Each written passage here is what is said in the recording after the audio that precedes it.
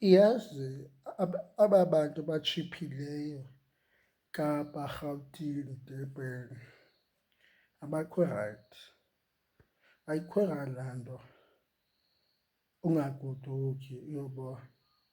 Abantu ngapha ezilalini bakhalaza uba kuthi ubani wayeka ugoduka, oko yena waphangela endaweni ithile akasagoduki, uneemali zakhe.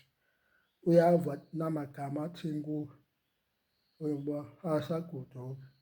Okwesibini, utshate eDurban okanye eRhawutini ube nomakoti ungabuyi, uyabona lo mntu, uzale abantwana phaa bangagoduki.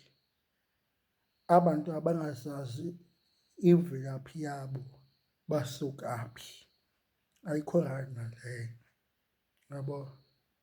Bangazazi imvelaphi yabo, bangazazi ookhokhomkhulu babo baphi, babekwiphi, oomakhulu babo babekwiphi.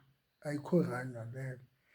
Angathi masingabantu asiziqapheleni ezinye izinto sizijonge, uyabo, sizijonge.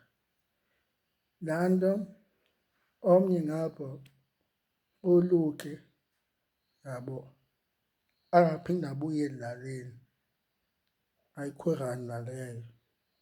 Hayi madoda asiniyenza iinto ezinjalo nibadala.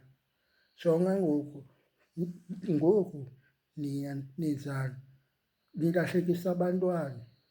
Awumbuzi umntana uba ungubani isiduko sakho, akasazi.